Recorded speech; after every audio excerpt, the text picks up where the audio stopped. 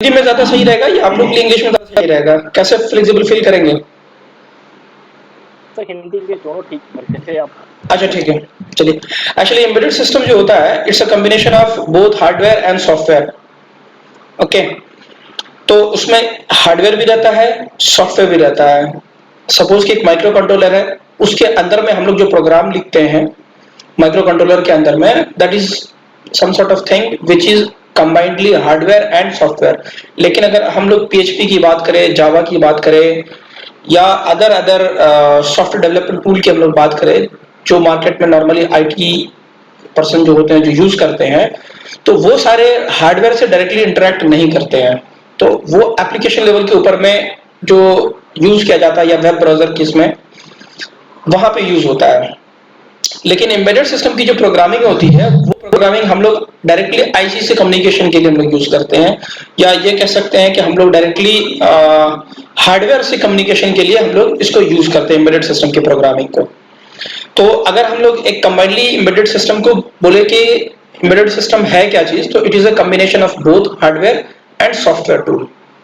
ठीक है, लेकिन इसमें एक चीज एडेड होती है कि हम लोग एम्बेडेड सिस्टम का जो सॉफ्टवेयर जब बनाते हैं तो वो ऑलरेडी प्री डेडिकेटेड हार्डवेयर के लिए बनाते हैं। सपोज के ऐसा प्री डेडिकेटेड हार्डवेयर जो हार्डवेयर पहले से तैयार होकर रखा हुआ है और उसका सॉफ्टवेयर हम लोग बनाते हैं।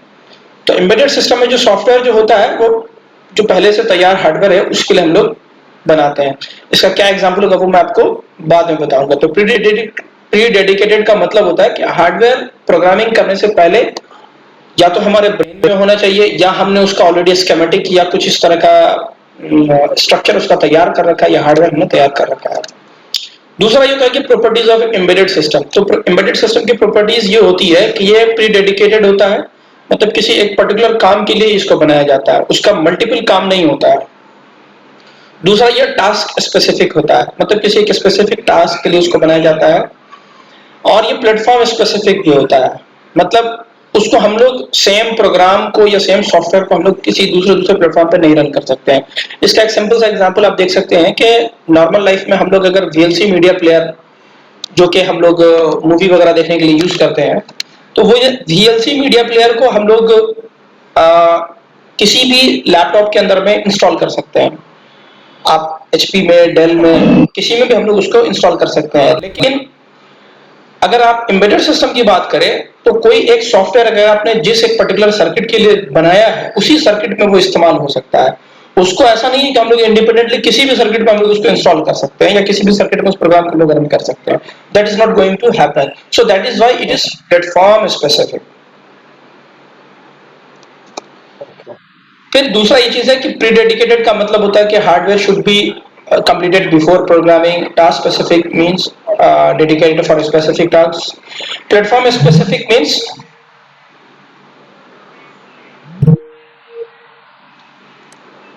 हेलो, हाँ सर। शायद मैं लूज कर गया था थोड़ी देर के लिए।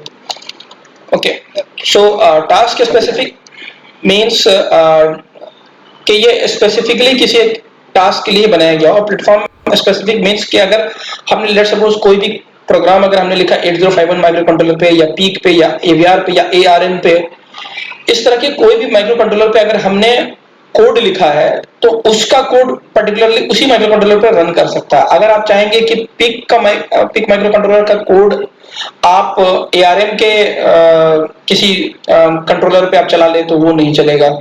अगर 8051 पे लिखा हुआ कोई कोड है उसको अगर आप चाहेंगे कि एआरएम पे चला ले तो आम माइक्रो कंट्रोलर पे नहीं चलेगा, और ना आम माइक्रो कंट्रोलर का 8051 पे चलेगा। ठीक है, तो इसीलिए इसको प्लेटफॉर्म स्पेसिफिक भी कहा गया है। अब अगर हम लोग बात करें कि why we need embedded system in our life, तो एम्बेडेड सिस्टम हम लोग इस वजह से ये करते हैं, लाइफ में इसको यूज करते हैं क्योंकि वो चीजों को इंटेलिजेंट बनाता है। It make things easier and intelligent. ठीक है, so it takes input and it do some sort of processing, then it gives the output. Next topic is microprocessor and microcontroller. So microprocessor need if you do some sort of comparison, तो micro processor के अंदर में ये क्या होता है कि हम लोग एक्स्ट्रा पेरिफेरल उसके लिए हम लोग ऐड करते हैं। Suppose if you want to use the RAM eMMC और any type of peripheral if you want to connect with the microprocessor, तो फिर हमें क्या करना पड़ता है कि अलग से उसके लिए ये सारे पेरिफेरल डिवाइस हमें उसमें इंटरफेस कराने पड़ते हैं। सपोज हमें किसी एलईडी को ट्रिगर कराना है, मतलब एलईडी को ट्रिगर कराने का नहीं, बल्कि आप ये चीज ये समझ लीजिए कि एलईडी को अगर हमें टॉगल कराना है या रन कराना है या उसे ग्लो कराना है, तो हम लोग माइक्रो प्रोसेसर को हम लोग डायरेक्टली एलईडी से कनेक्ट नहीं कर सकते हैं। उसके लिए हम लोग को बीच में एक इंटरफेस चाहिए ओके जो कि माइक्रो प्रोसेसर से इस तरह के वैल्यूज को ले, फिर वो उसको प्रोसेस करे और फिर वो इंटरफेस एलईडी को जो भी टॉगल कराना हो, उसको ब्लिंक कराना हो, वो उसको करा सके। माइक्रो कंट्रोलर के केस में ऐसा नहीं होता, हम लोग डायरेक्टली एलईडी को कनेक्ट कर सकते हैं माइक्रो कंट्रोलर के किसी भी पिन से। तो ये थोड़ा सा डिफरेंस है। माइक्रो प्रोसेसर के अंदर में होता क्या है कि जो इंस्ट्रक्शंस जो होते हैं, वो डाटा जो होते हैं वो बहुत जल्दी एग्जीक्यूट होते हैं माइक्रो प्रोसेसर के अंदर में। लेकिन माइक्रो कंट्रोलर के अंदर में वो सारे डाटा जो होते हैं वो थोड़ा as compare to microprocessor ये थोड़ा धीरे देर से मतलब प्रोसेस होते हैं। और इसमें कुछ और ये चीजें हैं कि माइक्रो प्रोसेसर में आपको जो प्रोसेसर जो होता है उसके रैम अलग होते हैं, रोम अलग होते हैं, ईएमएमसी अलग होते हैं और जो उसके कनेक्टिंग पेरिफेरल्स होते हैं वो सब अलग अलग होते हैं। लेकिन माइक्रो कंट्रोलर में वो सारे के सारे एसओसी होते हैं, सिस्टम एक ही चिप में वो सारी चीजें होती हैं, उसके रैम भी होते हैं, रोम भी होते हैं, वो सारी चीजें होती हैं उसके अंदर में। ठीक है, अब अगर हम लोग माइक्रो प्रोसेसर, हाँ माइक्रो कंट्रोलर में सारी चीजें एक ही साथ कनेक्ट होती हैं और उसके अंदर ही होती है, एक ही आईसी के अंदर में। अच्छा, तो मल्टी फंक्शन जो है हम माइक्रो कंट्रोलर को करवा सकते हैं और माइक्रो प्रोसेसर में मल्टी फंक्शन काम नहीं करवा सकते, कहने का मतलब ये है। मल्टी फंक्शंस मींस के हम लोग दोनों से मल्टी फंक्शंस करवा सकते हैं। Multi functions means parallelly they can do so many things. तो ये माइक्रो कंट्रोलर उसके लिए हमें इंटरफेस आएगा माइक्रो प्रोसेसर में और माइक्रो कंट्रोलर में इंटरफेस लाने की जरूरत हमें नहीं पड़ेगी। हाँ हाँ एग्जैक्टली माइक्रो प्रोसेसर में हमें बीच जी। तो अब माइक्रो प्रोसेसर माइक्रो कंट्रोलर की अगर हम लोग फैमिली को देखें, अभी टिल टुडे जो हमारे पास माइक्रो कंट्रोलर है, 8 बिट माइक्रो कंट्रोलर है, 16 बिट माइक्रो कंट्रोलर है, 32 बिट माइक्रो कंट्रोलर है। मेजरली जो हमारे पास 32 बिट माइक्रो कंट्रोलर है वो आर्म बेस्ड माइक्रो कंट्रोलर है। कोटेक्स M0 से लेके M7 तक और भी कई सारे हैं, बहुत सारे हैं। ये पीपीटी जबकि बनी हुई है तो ये M7 तक ही उस टाइम में था, लेकिन अब और भी कई सारे हैं। तो इसी तरीके से अगर हम लोग 8 बिट माइक्रो कंट्रोलर की बात करें तो 8051 बहुत ही फेमस माइक्रो कंट्रोलर है। और इसी तरीके से अगर हम लोग 16 बिट माइक्रो कंट्रोलर की बात करें तो रेनेसास के अंदर में RL78 है, वो भी है, AVR भी हो गया। ये सारे आपको 16 बिट माइक्रो कंट्रोलर है। लेकिन 16 बिट माइक्रो कंट्रोलर सिर्फ यही दो तीन ही नहीं है, there is a lot of micro controller which is available in the market which is of 16 bit microcontroller और 8 bit microcontroller. Different companies के अगर आप हॉलटेक के ऊपर में जाएंगे तो उसमें देखेंगे कि उसके 8 बिट के भी माइक्रो कंट्रोलर है, 16 बिट के भी हैं, 32 बिट के भी हैं। इसी तरीके से रेनेसास में भी आप जाएंगे तो रेनेसास की भी कुछ 8 बिट के माइक्रो कंट्रोलर है पुराने वाले, अब उनका फोकस उस पे नहीं है। 16 बिट के भी माइक्रो कंट्रोलर है उनके पास, RL78 का पूरा एक सीरीज है जो कि 16 बिट माइक्रो कंट्रोलर है, that's a legacy micro controller for Renesas. इसी तरह से NXP में भी है, ST में भी है, सारे इसमें है। और उसी तरीके से ARM बेस्ड माइक्रो कंट्रोलर, हाँ एग्जैक्टली, नोवोटन में भी है। और इसी तरीके से जो ARM बेस्ड माइक्रो कंट्रोलर जो होते हैं, ARM बेस्ड माइक्रो कंट्रोलर में 32 बिट माइक्रो कंट्रोलर्स हैं और उसके भी कई सारे हैं। लेकिन depending upon requirement of the customer और we can say our requirement, if you want to use the micro controller where we are going to use it, we select that type of micro controller. तो कहीं पर अगर हमें अच्छी processing की जरूरत है, हाई प्रोसेसिंग की जरूरत है, तो हम लोग उस हिसाब से 32 bit 32 bit micro controller select करते हैं। कहीं पर अगर हमें 16 बिट माइक्रो कंट्रोलर की जरूरत है क्योंकि हमारी रिक्वायरमेंट लो रिक्वायरमेंट है। अमूमन आप देखे होंगे कि एनर्जी मीटर के जो कंट्रोलर जो यूज होते हैं, क्योंकि रेनेसास एनर्जी मीटर में बहुत ज्यादा इसकी लेगेसी है। हाँ, तो एनर्जी मीटर में ज्यादातर आपको 16 बिट माइक्रो कंट्रोलर रेनेसास के आपको जो दिखते हैं, तो उसमें ये चीज है कि एनर्जी मीटर में हमें उतना ज्यादा हाई परफॉर्मेंस नहीं चाहिए, या समझ लीजिए कि उतना ज्यादा ग्राफिकल या कुछ अदर चीजें हमें ज्यादा पेरिफेरल्स की जरूरत नहीं पड़ती है। तो इसी वजह से हम लोग 16 बिट माइक्रो कंट्रोलर वहाँ पे यूज कर लेते हैं, और वहाँ पे जो चीजें, जितनी चीजें एनर्जी मीटर को ड्राइव करने के लिए जो जो पेरिफेरल्स चाहिए, वो सारी चीजें हमारे पास रहती हैं। एक सिंपल सा एग्जांपल आप देख लीजिए कि अगर 8 बिट माइक्रो कंट्रोलर है, तो 8 बिट माइक्रो कंट्रोलर के अंदर में नॉर्मली कैन नहीं रहता है। 16 बिट में भी बहुत कम रहता है, लेकिन 32 बिट में रहता है कैन। तो कैन क्योंकि ये कम्युनिकेशन प्रोटोकॉल है, controller area network, it's a communication protocol. तो उसी तरीके से डिफरेंट डिफरेंट माइक्रो कंट्रोलर हम अपने रिक्वायरमेंट के हिसाब से यूज करते हैं। तो जब कभी भी अगर कस्टमर की हमारे पास रिक्वायरमेंट आती है, तो हम कस्टमर के अंडरस्टैंडिंग को समझते हैं, और उसके बाद तब हम उन्हें कंट्रोलर सजेस्ट करते हैं। लेट सपोज कि किसी कस्टमर ने हमें ये बात कहा कि मुझे एक ऐसा माइक्रो कंट्रोलर चाहिए जिसके अंदर में 2 I2C हो, या एक I2C हो, एक SPI हो, ठीक है, और 2 UART चैनल हो, बस इतनी की मुझे रिक्वायरमेंट है। तो मैं आपको सिलेक्शन करना बता देता हूँ कि किस तरह से हम लोग सिलेक्ट करते हैं। तो हम लोग सबसे पहले लेट सपोज कि मैं गया आपको रेनेसास की वेबसाइट पे, जैसे आपने को 32 बिट का लिखा हुआ है, हाँ, मुझे 64 बिट भी आता है, तो वो भी है मतलब मार्केट में 64 बिट भी चलता है कि नहीं चलता है? 64 बिट ना प्रोसेसर में की कैटेगरी में आ जाता है, वो इसकी कैटेगरी में नहीं आता, कंट्रोलर की कैटेगरी में नहीं आता है।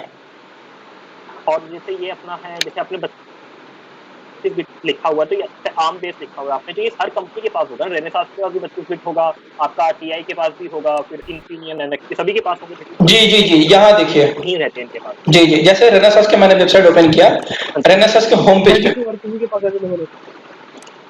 जी, रेनेसास के होम पेज पे मैं गया, और यहाँ पर देखिए ये microcontroller, microprocessor, analogue, सारी चीज। अब ये माइक्रो कंट्रोलर कौन कौन से हैं इनके पास, देख लीजिए आप यहाँ पे, देख रहे हैं? ओके, हाँ जी हाँ जी हाँ जी हाँ तो जी। ये 32 bit and 64 bit MPU, MPU का मतलब है माइक्रो प्रोसेसर, ठीक है। 32 बिट जो है ये आपको कंट्रोलर बेस तक से हो जाता है। कई सारे हाइब्रिड मोड में भी आ रहे हैं आपको कंट्रोलर, जो 32 बिट भी हैं और एज ए प्रोसेसर भी बिहेव करते हैं। कुछ ऐसे हैं जो 64 बिट हैं, वो प्रोसेसर भी बिहेव करते हैं। तो अभी क्योंकि एक तरह से हाइब्रिड मोड चल रहा है इसका कंट्रोलर का, तो अगर हम लोग लेट्स सपोज 32 बिट में अगर हम लोग सेलेक्ट करना चाहते हैं, तो मैंने इसको ओपन किया, ठीक है। अब इसको ओपन करने के बाद मैं यहाँ पे जाके सेलेक्ट करना चाह रहा हूँ, और मैं कस्टमर को सजेस्ट करना चाह रहा हूँ कि जिसके पास 32 बिट का माइक्रो कंट्रोलर होना चाहिए, उसके साथ साथ उनके पास एक आपको, अब यहाँ पे देख लीजिए ये कई सारे सीरीज हैं इनके, लेगेसी सीरीज जिसको आप कह सकते हैं, ये कई सारे हैं, आरजेड में भी है। हाँ जी। एक मिनट,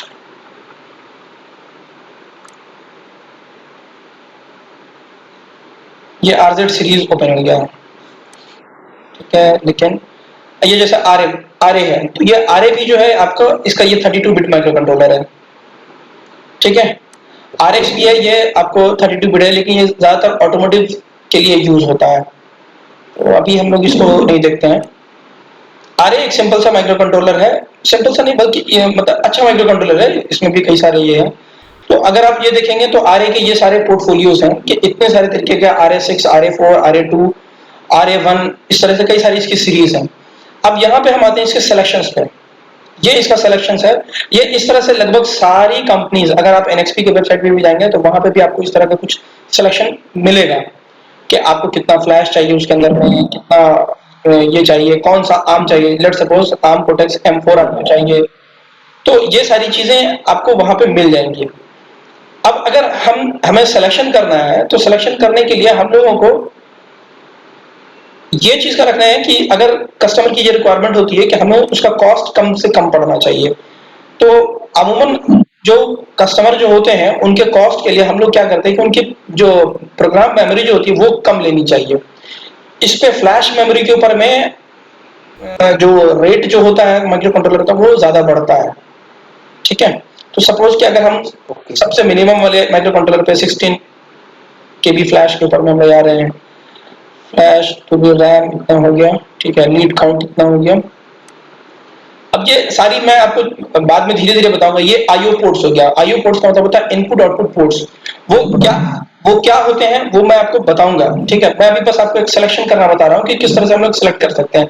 अब ये हमने सिलेक्ट कर लिया, अब ये देखिए ये कितने 32 बिट का ये माइक्रो कंट्रोलर है, ठीक है। ये इसके टेम्परेचर ग्रेड्स हो गए, ये इसके पैकेजेस हो गए, ये आपको इसमें अगर आप देखेंगे इंक्रिप्शन वगैरह हो गए। अब ये इसमें कि HMI आएगा कि नहीं आएगा, ये सारी चीजें हैं, इस तरह से करके आपको देख सकते हैं। अब ये अगर सेलेक्ट कर लेते हैं तो इसमें हमारे पास RA2E ये यहाँ पे दिख रहा है, ये वाला मैंने इस पे क्लिक किया। हाँ जी। ठीक है, ये माइक्रो कंट्रोलर है हमारे पास अवेलेबल। तो इस तरीके से हम लोग एक माइक्रो कंट्रोलर का सिलेक्शन कर सकते हैं कि हमें किस तरह का माइक्रो कंट्रोलर कस्टमर को सजेस्ट करना है। ये अल्ट्रा लो पावर आपको माइक्रो कंट्रोलर है जो कि जनरल पर्पस नॉर्मली हम लोग इसको छोटे लाइक लो रिक्वायरमेंट के लिए हम लोग इसको यूज करते हैं। ठीक है, तो ये कस्टमर को हम लोग सजेस्ट कर सकते हैं। लेट सपोज कि अगर आपको इसमें थोड़ी दिक्कत आ रही है, अच्छा ठीक है, सॉफ्टवेयर से कैसे इसका सिलेक्शन करना है वो भी मैं आपको बताऊंगा बाद में। जब मैं रेनेसास के ET स्टूडियो आपको आईडी चलाना सिखाऊंगा तो उसमें मैं आपको बताऊंगा कि वहां पे हम लोग जाके कैसे सिलेक्शन कर सकते हैं। इवन कि हम लोग पिन काउंट को भी देख सकते हैं और उसके हिसाब से हम लोग सिलेक्शन कर सकते हैं। ठीक है, तो फिलहाल ये एक शॉर्ट डिस्क्रिप्शन था कि हम लोग नॉर्मली माइक्रो कंट्रोलर कैसे सिलेक्ट कर सकते हैं। ठीक है, ठीक है सर। तो अब यहाँ पे ये 32 बिट माइक्रो कंट्रोलर में हम लोगों ने ये चीज देखा। अब माइक्रो प्रोसेसर का अगर आप इमेज देखेंगे तो ये इस तरह का कुछ होता है। इंटेल का कोर i7 i3 इस तरह से आता है। तो इसमें जो आपको ये जो दिख रहा है हर एक एक इस तरह का दिख रहा है ना, ये जो होता है हाँ, तो ये एक्चुअली इस तरह से कुछ एक दूसरे के ऊपर में और इसके ऊपर में एक पिन टाइप का होता है। अगर 32 बिट का होता है ये प्रोसेसर तो उसमें 32 पिन्स होते हैं, मतलब कि डाटा 32 बिट में एक बार में इधर से उधर ट्रांसफर होते हैं। और अगर वो 64 बिट का होता है तो उसमें 64 इस तरह से ये करके लगे हुए रहते हैं। ठीक है, अब अगर हम लोग ये चीज देखें कि माइक्रो कंट्रोलर और माइक्रो प्रोसेसर किस किस लेवल पे डिफरेंट है और हमें कहाँ पे यूज करना चाहिए किसी लेवल पे, तो सबसे जैसा मैंने आपको बताया कि एप्लीकेशन, इस एप्लीकेशन में हम लोग कहाँ पे यूज करने जा रहे हैं, तो उस बेसिस पे हम लोग माइक्रो कंट्रोलर और माइक्रो प्रोसेसर का सिलेक्शन करते हैं। जहाँ पे हाई प्रोसेसिंग डाटा चाहिए तो फिर वहां पे हम लोग माइक्रो प्रोसेसर को यूज कर लेते हैं, और जहाँ पे लो प्रोसेसिंग डाटा में भी हमारा काम चल जाएगा और कॉस्ट इफेक्टिव होना चाहिए तो वहां पे हम लोग कंट्रोलर यूज कर लेते हैं। ठीक है, और माइक्रो प्रोसेसर में और माइक्रो कंट्रोलर में थोड़ा सा का फर्क ये चीज है कि जो माइक्रो प्रोसेसर जो है उसमें पावर कंजम्पशन ज्यादा लगता है, क्योंकि उसमें प्रोसेसर एक अलग से होता है, उसके कनेक्टिंग पेरिफेरल्स अलग से होते हैं, तो इस वजह से वहां पे पावर ज्यादा लगता है। लेकिन माइक्रो कंट्रोलर जो होता है उसमें पावर कम कंज्यूम होता है। ठीक है, अभी तक में कोई दिक्कत, कोई डाउट? फिलहाल नहीं सर, okay. अभी तक तो नहीं है। तो एप्लीकेशन के टर्म में अगर हम लोग देखें कि माइक्रो कंट्रोलर और माइक्रो प्रोसेसर में क्या फर्क है, तो जैसे कि अगर हम लोग माइक्रो प्रोसेसर की अगर हम लोग बातचीत करें तो जैसे कंप्यूटर हम लोग देखते हैं तो उसमें हम लोग गेमिंग प्रोसेस के लिए जो यूज करते हैं तो वहां पे जो प्रोसेसर यूज होता है वो आपको माइक्रो प्रोसेसर ही होता है। वेब ब्राउजर जो हम लोग यूज करते हैं उसमें भी, फोटो एडिटिंग वगैरह जो हम लोग यूज करते हैं उसमें भी माइक्रो प्रोसेसर का ही यूज होता है। डॉक्यूमेंट्स हम लोग क्रिएट करते हैं, मैथमेटिकल कैलकुलेशन करते हैं, कुछ सिमुलेटर सॉफ्टवेयर वगैरह भी हम लोग यूज करते हैं, या डिजिटल मीडिया स्ट्रीमिंग का अगर हम लोग इस्तेमाल करते हैं, इन सबों में हम लोगों को माइक्रो प्रोसेसर का ही यूज होता है, क्योंकि यहाँ पे डाटा का फ्लो जो होता है वो बहुत ही हाई रेट में होता है। ठीक है, अब अगर हम लोग इस एतबार से अगर हम लोग यूज करें कि कहां पे हम लोग यूज कर सकते हैं माइक्रो प्रोसेसर को, ठीक है, तो जहां पे टास्क समझ लीजिए कि पहले से प्री डिफाइन होता है। ठीक है, कि यूजर किस तरह का टास्क करना चाह रहा है, जैसे कि अगर वो वेब ब्राउजिंग करना चाह रहा है या गेम खेलना चाह रहा है तो उस जगह पे समझ लीजिए कि हम लोग माइक्रो प्रोसेसर का इस्तेमाल करते हैं। ठीक है, सॉरी, जहां पे टास्क प्री डिफाइंड नहीं है, प्री डिफाइंड में होता है कि हम लोग कंट्रोलर का यूज करते हैं, जहां पे प्री डिफाइंड नहीं है वहां पे हम लोग प्रोसेसर का इस्तेमाल करते हैं। जैसे कि गेमिंग है तो गेमिंग में जब हम लोग गेमिंग करते हैं या ब्राउजिंग करते हैं तो वहां पे डाटा जो है वो डायनेमिकली चेंज होता है हमारे विल के हिसाब से। जब जैसे हम लोग चाहते हैं कर्सर ये करते हैं, जब जैसे हम लोग कैरेक्टर को अगर गेम में इधर से उधर घुमाते हैं तो उसके हिसाब से वो ये जो प्रोसेसिंग जो होता है ना, ये डायनेमिक प्रोसेसिंग एक तरह से कह सकते हैं आप, और बहुत ही हाई लेवल पे डायनेमिक प्रोसेसिंग होता है। तो जहां पे समझ लीजिए कि फिक्स नहीं होता है एक तरह से, ठीक है, टास्क जैसे कह सकते हैं कि task is not pre defined, it depends upon the user. तो जहां पे यूजर जो खेलने वाला बंदा जो रहता है उसके ऊपर में समझ लीजिए कि, या जो ऑपरेट कर रहा है उसके ऊपर में डिपेंड रहता है टास्क, तो वहां पे हम लोग प्रोसेसर का इस्तेमाल करते हैं। जैसे वेब ब्राउजिंग है, ये यूजर के ऊपर में कंप्लीटली डिपेंड करता है कि यूजर कैसे उसको इस्तेमाल करना चाह रहा है। ये छोड़ नहीं दिया गया है कि वेब ब्राउजिंग अपने अपने आप एक प्रीडिफाइन वेब पोर्टल को ओपन करेगा, वहां से एक इमेज सेलेक्ट करेगा और ये करेगा, ऐसा नहीं किया गया है। तो ये यूजर डिपेंडेंट चीजें जो होती है, इसमें मैक्सिमम हम लोग ब्राउजर प्रोसेसर का इस्तेमाल करते हैं। ठीक है, ये चीज थोड़ा सा समझ में आया। जी ये तो है। अब उसी हिसाब से कंट्रोलर की अगर हम लोग बात करेंगे, ठीक है, तो कंट्रोलर में यूजर डिपेंडेंट ज्यादा नहीं होता है। ठीक है, आप उसको कह सकते हैं कि वो प्लेटफॉर्म स्पेसिफिक टास्क होता है। उसको जिस हिसाब से हम लोग दे देते हैं, एक इनपुट दे देते हैं, वो उस हिसाब से आपको आउटपुट करके दे देगा, उसका बस वही काम है। यूजर फिर उसमें वहां पे कुछ करने नहीं जाएगा। इसका एक सिंपल सा एग्जांपल आप ये ले लीजिए कि सपोज हमारे पानी में घर में जो पानी की टंकी लगी हुई रहती है, उसमें हम लोग मोटर जब ऑन करते हैं तो होता क्या है कि पानी ओवरफ्लो होता है, फिर हम लोग जाके उसको स्विच ऑफ करते हैं। लेकिन लेट सपोज के हम लोग उसमें एक लूप सिस्टम लगाना चाहते हैं, कंट्रोल लूप सिस्टम, कि जैसे ही पानी का ओवरफ्लो होने लगे तो एक सेंसर वहां पे जो कि सेंस कर ले कि पानी ओवरफ्लो हो गया है, और वो अपने आप मोटर को स्विच ऑफ कर दे। ठीक है, उसके बाद फिर जब पानी का लेवल बिल्कुल लो पर जैसे ही पहुंचे, फिर वो अपने आप मोटर को ऑन कर दे, और वो ऑन करके उसको फिर से उस एडिक्वेट लेवल तक पहुंचा दे, फिर ऑफ कर दे खुद ब खुद। तो इसमें आपको लग रहा है कि यूजर का कोई इंटरफेयर है? हुँ?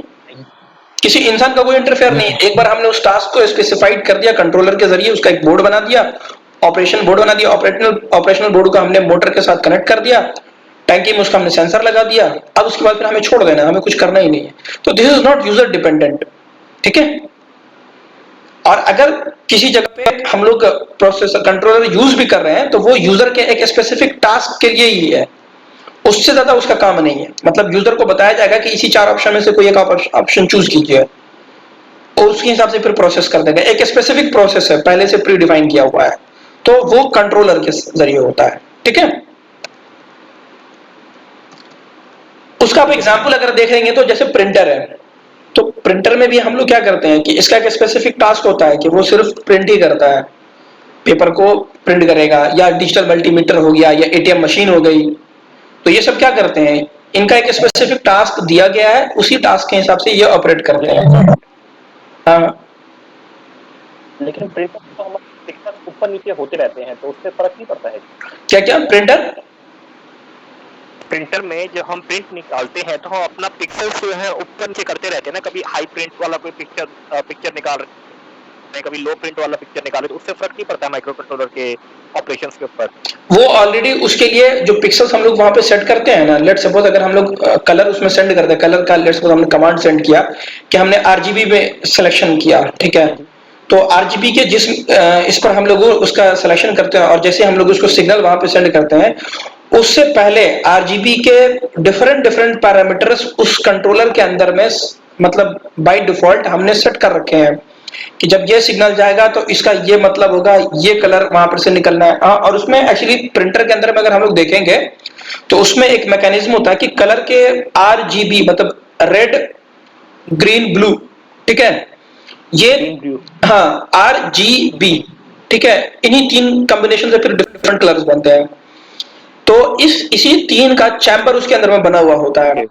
सपोज के अगर हमें पेपर पे कुछ प्रिंट कराना है, let suppose black colour print कराना है, तो आप ये देखिए कि just a minute, her colour का एक कलर कोडिंग होता है। ठीक है,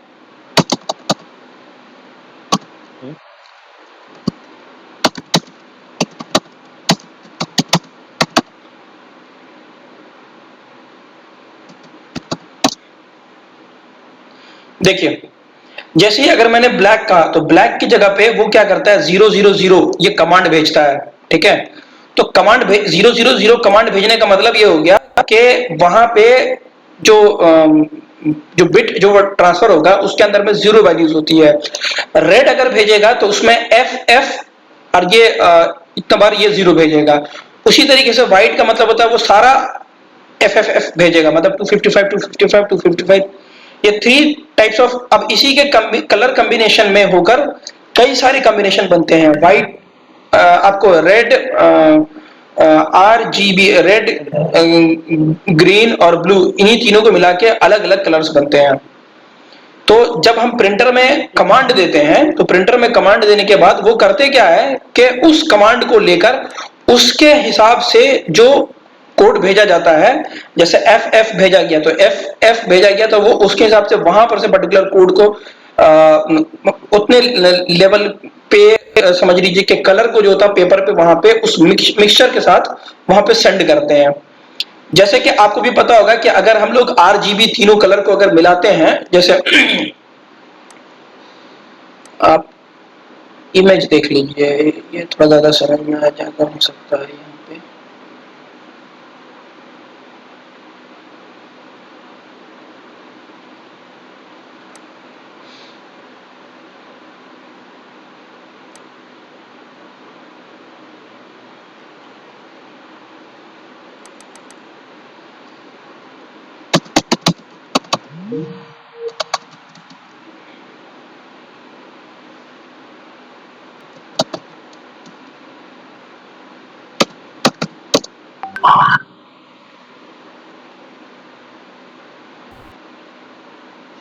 देखिए अभी दिख रहा है। हाँ सर दिख रहा है। तो यहाँ पे अगर हम लोग देखेंगे कि आरजीबी, रेड ग्रीन ब्लू, ये तीनों कलर को अगर हम लोग सेम प्रोपोर्शन में, सेम प्रोपोर्शन का मतलब हो गया कि अगर 1 ग्राम अगर हम लोग रेड लिए तो 1 ग्राम ब्लू लेना है, 1 ग्राम आपको ये लेना है, रेड लेना है। तो ये तीनों को अगर सेम रेशियो में अगर हम लोग मिलाते हैं तो ये व्हाइट कलर बन जाता है। रेड और ब्लू को अगर हम लोग सेम रेशियो में मिलाते हैं तो फिर ये पिंक बन जाता है। समझ रहे हैं? तो प्रिंटर के अंदर में क्या होता है कि जब हम लोग प्रिंटर को कमांड देते हैं तो उसके अंदर में यही 3 कलर का ही चैम्बर होता है, रेड ग्रीन और ब्लू का ही चैम्बर होता है बस। यही चैम्बर से क्या होता है कि उस कॉम्बिनेशन का सेम पाउडर जो होता है वो एट ए टाइम निकलता है सेम रेशियो में। अगर हमें पिंक कलर ये करना है तो वो कमांड देता है, तो कमांड देता है तो उसी हिसाब से उसके चैम्बर के अंदर से पर्टिकुलर उस रेशियो का रेड और ब्लू दोनों निकलता है, और तब जाकर वो फिर प्रिंट पेपर पे जाके प्रिंट करता है। अब समझ रहे मैं क्या कहना चाह रहा हूं? बिल्कुल। ठीक है। तो उसी तरीके से फिर अगर आप ये डिजिटल मल्टीमीटर की बात करेंगे तो डिजिटल मल्टीमीटर भी एक स्पेसिफिक टास्क के लिए होता है कि इसका ऑपरेशन होता है कि मेजरमेंट करना पैरामीटर्स को, करंट और वोल्टेज या रेजिस्टेंस के इसमें पैरामीटर्स को। उसी तरह से एटीएम मशीन होता है, एटीएम मशीन का भी अपना एक काम होता है। ठीक है। तो हम लोग अगर इस तरीके से अगर हम लोग इसकी बात करें कंट्रोलर की, तो इसमें क्या देखते हैं कि ये ना जो डिवाइस होता है ये टास्क स्पेसिफिक होता है, और ये डिवाइस का जो मेथड होता है वो हमें पहले से पता होता है कि इसका काम क्या करना है। सपोज हमें ये पता है कि प्रिंटर का काम प्रिंट करने का ही है। अब यहाँ हम प्रिंटर से पैसा निकालना चाहेंगे तो पैसा नहीं निकलेंगे, या प्रिंटर से अगर हम लोग चाहेंगे कि वोल्टेज और करंट के पैरामीटर्स को हम लोग मेजर कर ले तो वो नहीं कर सकते हैं। तो ये पहले से टास्क स्पेसिफिक है कि हमें वही काम करना है प्रिंटर से। ठीक है। और उसी तरीके से डिजिटल मल्टीमीटर का भी कह सकते हैं, या आप प्रिंटर का कह दीजिए, सबका एक स्पेसिफिक काम है। ठीक है। अब अगर हम लोग इंटरनल स्ट्रक्चर की बात करें माइक्रो प्रोसेसर की, तो माइक्रो प्रोसेसर ये अलग से रहता है। उसके साथ रैम, सीरियल इंटरफेस या एडीसी या रोम जो होता है एक इंटरफेस के जरिए या बस इंटरफेस के जरिए वो कनेक्टेड रहता है एक दूसरे से। ठीक है, माइक्रो प्रोसेसर के केस में। अब अगर यही चीज हम लोग माइक्रो कंट्रोलर के केस में देखेंगे तो वो सेम वही सारी चीजें रहती है, लेकिन वो सब एक एसओसी के अंदर में रहती है, एक सिंगल चिप के अंदर में रहती है ये, समझ रहे हैं? और फिर किस मतलब उसके जो ये थे वो पिंस के जरिए हम लोग उसको इंटरफेस करते हैं, ठीक है। अब अगर इसमें हम लोग ये चीज कहें कि माइक्रो कंट्रोलर जो है उसके जो पोर्ट्स वगैरह जो होते हैं वो इंटीग्रेटेड होते हैं सिंगल चिप के अंदर में, तो ओवरऑल जो इसका जो साइज जो होता है वो छोटा हो जाता है। लेकिन माइक्रो प्रोसेसर जो होते हैं उसके सारे पेरिफेरल्स अलग अलग होते हैं, जैसे यहाँ पे मैंने बताया कि सारे पेरिफेरल्स आपके इसके सबके अलग अलग होते हैं, इसलिए इसके साइज जो होते हैं वो बड़े हो जाते हैं, ठीक है। ओके। अब प्रोसेसिंग पावर और मेमोरी के कंसर्न में अगर हम लोग देखेंगे तो जो माइक्रो प्रोसेसर जो है वो काफी ज्यादा हाई स्पीड पे काम करता है।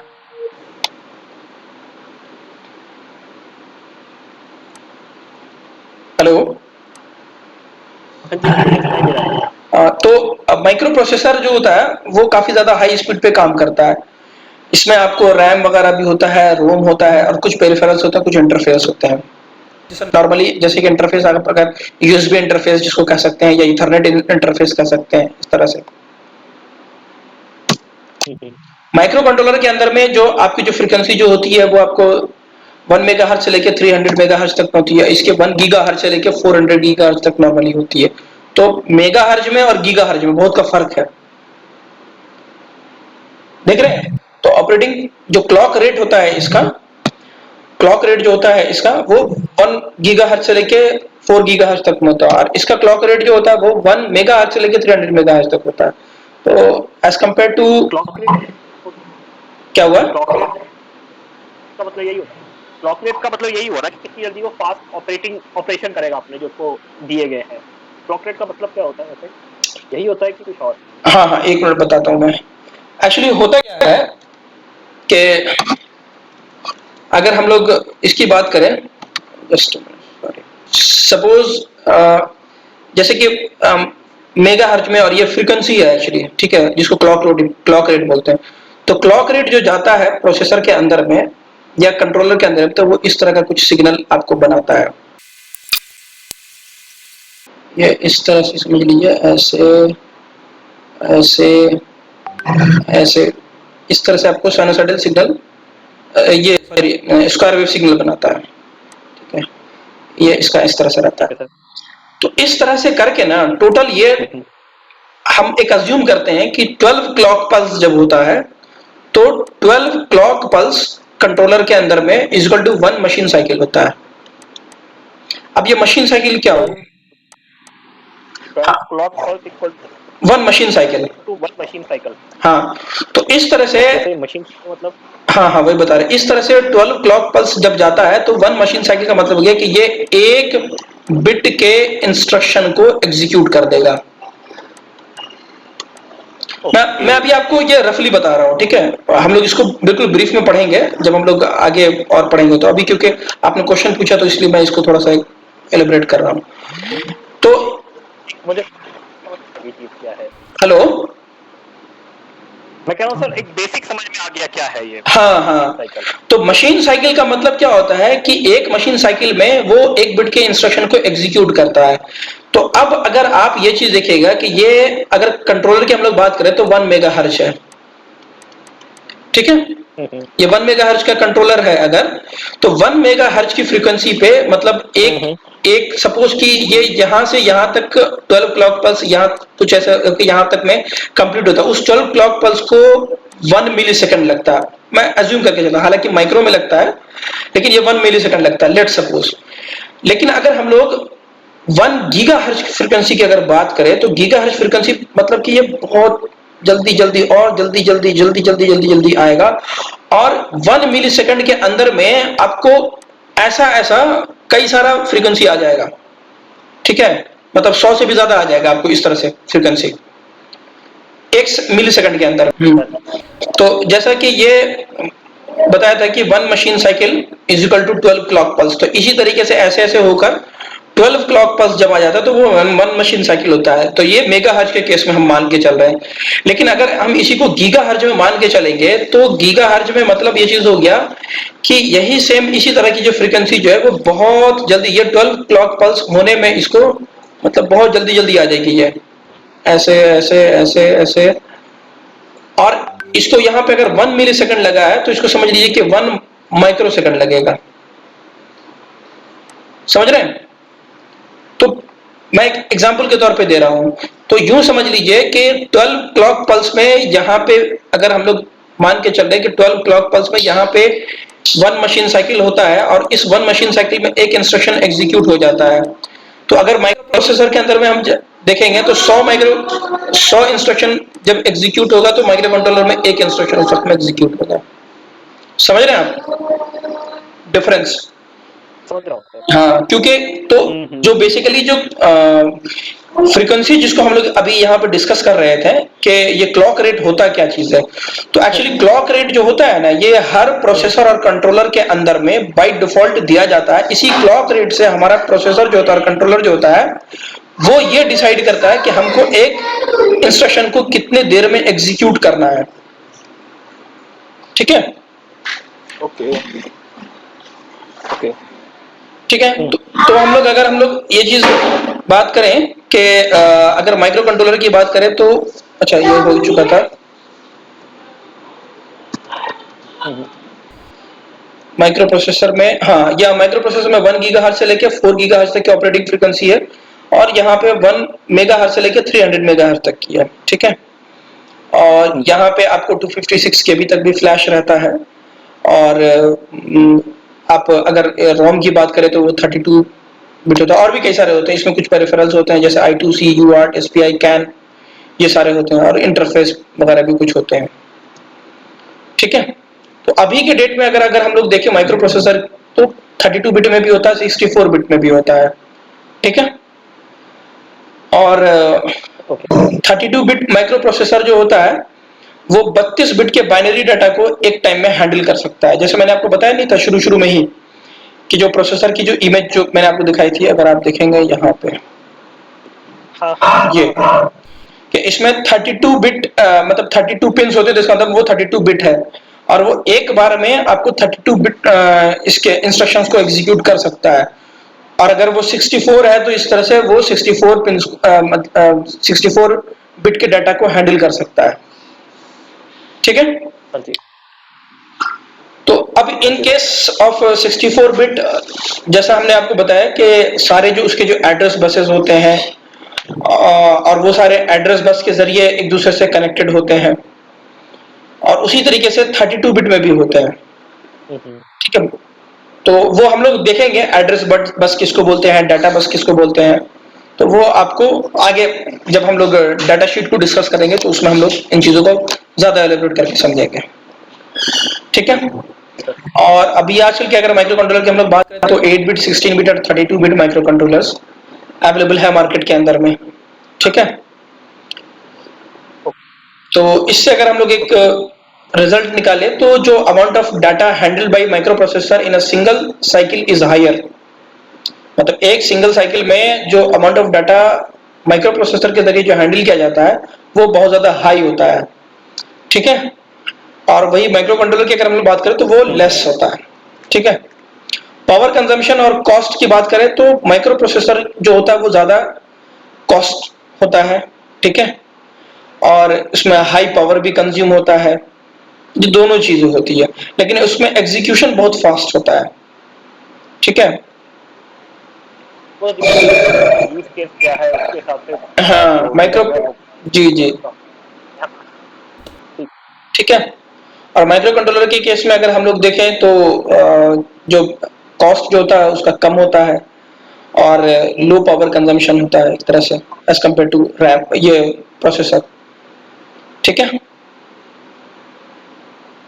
चलिए अभी इतना ही रहने देते हैं इसको, हम लोग थोड़ा सा इस चीज को अब डिस्कस कर लेते हैं कि बेसिकली क्योंकि एम्बेडेड सिस्टम को समझने के लिए हमें थोड़ा सा उसके प्रोग्राम को समझना होगा।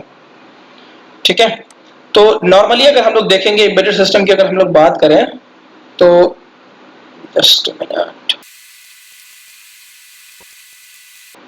जैसे अगर हम लोग इसकी बात करते हैं नॉर्मली, एक सिंपल से हम लोग कोड की बात करेंगे एम्बेडेड सिस्टम में। अगर हम लोग सिंपल अभी, क्योंकि मैं आपको एक बेसिक सा ये बताना चाह रहा हूँ कि माइक्रो कंट्रोलर में सबसे पहले हम लोग जो शुरुआत करेंगे वो 8051 माइक्रो कंट्रोलर के साथ शुरू करेंगे कि 8051 माइक्रो कंट्रोलर होता क्या चीज़ है, उसके हम लोग कैसे उसके हम लोग कोडिंग कैसे कर सकते हैं, किस तरह से हम लोग उसको उसके अंदर के इंस्ट्रक्शंस वगैरह को हम लोग कैसे एग्जीक्यूट कर सकते हैं। तो 8051 माइक्रो कंट्रोलर के अंदर में अगर हम लोग देखेंगे तो सबसे पहला ये एक एक्चुअली सॉफ्टवेयर है जिसको प्रोड्यूस बोलते हैं। हम लोग इंजीनियरिंग के टाइम में इसको इस्तेमाल करते थे प्रोजेक्ट्स वगैरह, मतलब स्कीमेटिक वगैरह बनाने के लिए। तो बेसिकली ये सिमुलेशन सॉफ्टवेयर है जहाँ पे हम लोग देख सकते हैं चीज़ों को कि कैसे वो ऑपरेट हो रहा है। ये देखिए, ये एक सॉफ्टवेयर है प्रोड्यूस बोलकर, तो इसमें हम लोग इस तरह से ये स्कीमेटिक इस तरह से हम लोग तैयार कर सकते हैं, जिसमें हम लोग मैंने ये क्या किया कि 8051 माइक्रो कंट्रोलर को चूज किया है। उसके साथ हमने एक सिमुलेशन में एक मोटर कनेक्ट किया है, डीसी मोटर, और एक बटन कनेक्ट किया है। ठीक है, अब अगर हम इसके सिमुलेशन को ऑन करते हैं तो ये देखिए, ये 8051 माइक्रो कंट्रोलर अगर आप देखेंगे तो 8051 माइक्रो कंट्रोलर के जो सारे पिन होते हैं, जैसे ही हम लोग पावर ऑन करते हैं तो सारे पिन हाई होते हैं इनिशियली। ये देख रहे हैं रेड रेड जितना भी दिख रहा है आपको, सारे हाई पिन है। और जहाँ पे नॉन रेड दिख रहा है, मतलब ग्रे कलर का दिख रहा है, ये एक्टिव लो पिन हो गए। मतलब कि जब हम लोग माइक्रो कंट्रोलर स्टार्ट करते हैं तो यहाँ पे समझ लीजिए कि 5 वोल्टेज या कुछ वोल्टेज रहते हैं इनिशियली, आते रहते हैं। अगर आप इसको देखेंगे कि एक, हाँ जी बोलिए। ये डायग्राम में जो माइक्रो कंट्रोलर सर, ये कितने बिट के हैं सर? कैसे पता चलेगा कि 8 बिट है कि 15 है? 8 बिट 88089C51, ये 8051 माइक्रो कंट्रोलर का ही फैमिली है, उसी का नाम है ये। अच्छा, तो 8 ही बिट के हैं ना? हाँ, ये 8 बिट माइक्रो कंट्रोलर है। 8051 की फैमिली जितनी भी है वो सब 8 बिट माइक्रो कंट्रोलर ही है। तो अब उसके बाद अगर हम लोग इसको देखेंगे, जहां पे मैंने एक बार बटन को ऑन किया तो ये देखिए मोटर आपको चलने लगा, लेकिन आप मोटर का मूवमेंट देखिए, ये आपको क्या दिख रहा है, ये क्लॉकवाइज है या एंटी क्लॉकवाइज है? एंटी क्लॉक है। फिर मैंने एक बार फिर मैंने ये प्रेस किया बटन, तो अब देखिए ये क्लॉकवाइज घूमने लगा। ठीक है, हाँ जी। तो मैंने इसके लिए एक छोटा सा प्रोग्राम बनाया है कि अगर मैं एक बार बटन प्रेस करूं तो ये क्लॉकवाइज घूमने लगी, और एक बार मैं अगर बटन प्रेस करूं तो एंटी क्लॉकवाइज घूमने लगे। इस तरह से करके मैंने इसका एक प्रोग्राम बनाया है। तो उसके लिए सबसे पहले हमने क्या किया है कि इसके हार्डवेयर पहले से हमने डिजाइन किया है। हार्डवेयर में अगर आप देखेंगे तो ये क्या है, P10, मतलब माइक्रो कंट्रोलर के P1 पिन पे मैंने एक बटन को कनेक्ट कर रखा है। माइक्रो कंट्रोलर के P30 और P31, मतलब पिन नंबर 10 और 11, इस पे हमने मोटर का एक पोर्शन कनेक्ट कर रखा है, दूसरा पोर्शन हमने इसके 11 नंबर पिन पे कनेक्ट कर रखा है। मैं 805 माइक्रो कंट्रोलर में आपको पूरा अच्छे से बताऊंगा, ये अभी मैं एक रफली डायग्राम बता रहा हूं आपको, एक रफ प्रोजेक्ट जिसको कह सकते हैं कि क्या जरूरी है अभी हमें ये सारे प्रोजेक्ट करने से पहले हमें क्या पढ़ना जरूरी है, ये मैं आपको समझाना चाह रहा हूँ, इसी वजह से मैं आपको ये भी बता रहा हूँ। ठीक है, तो इसका अगर हम लोग एक सिंपल सा अगर ये देखें कि ये जो बनाया गया है ये प्रोग्राम, यहाँ पे मैंने इसको कील आईडी बोलकर एक आपको ये होता है, आईडी होता है जिसमें हम लोग इसका प्रोग्राम लिखते हैं 8051 माइक्रो कंट्रोलर का। ठीक है, तो वही कील आईडी पे मैंने ये प्रोग्राम बनाया, और उस प्रोग्राम को बनाने के बाद उसके हेक्स फाइल को यहां पे लाके आपको इंसेमिनेट करना होता है। ये देखिए, अब इसके अंदर में अगर आप देखेंगे तो हैश इंक्लूड reg51.h, इसका क्या मतलब होता है? एस बिट, ये एस बिट मैंने कहां से लिया, ये क्या चीज है? MOT1 क्या होता है? ये इज इक्वल टू का क्या साइन होता है? P3 कैप 0, इसका क्या मतलब होता है? ये सारी चीजें तो एक्चुअली MOT1 MOT2, मैंने ये P30 जो पिन नंबर 0, मतलब पिन नंबर 0 यहां अगर आप देखेंगे तो ये है आपको पिन नंबर 0 P30, तो मैंने यहाँ पे P30 को MOT1 मान लिया, एक वेरिएबल मैंने मान लिया उसको। पिन नंबर 3 के जितने भी वैल्यूज हैं उसको मैंने एक वेरिएबल के तौर पे डिफाइन कर दिया। फिर पिन नंबर 3 के जो पिन नंबर 1 है, पोर्ट नंबर 3 का पिन नंबर 1 जो ये P31, इसको मैंने फिर एक वेरिएबल मान लिया, और उसको वेरिएबल मानने के बाद फिर मैंने यहाँ पर किया स्विच को फिर P10 अगर आप देखेंगे तो यहाँ देखिए ये P10 ये वाला पिन है, इस पिन को लेकर फिर मैंने यहाँ पर ऐसे कर दिया। उसके बाद फिर मैंने ये प्रोग्राम लिखा जिस प्रोग्राम के अंदर में मैंने एक वेरिएबल क्रिएट किया और एक इनफाइनाइट लूप मैंने चला दिया। इस इनफाइनाइट लूप के अंदर में ये इफ स्टेटमेंट है, ये चेक कर रहा है कि अगर स्विच 0 मतलब ऑन है तभी ये अंदर एंटर करेगा, और अगर जब ये ऑन हो गया तो फिर अगर ये चेक करेगा कि स्विच का स्टेटस अगर 0 है तो 0 है, तो इसका मतलब है कि मोटर MOT1 मतलब P30 पे वो 0 रखेगा। तो अभी आप देखिए P30 पर क्या है, एक मिनट यहां से, अभी देखिए P30 पर क्या है,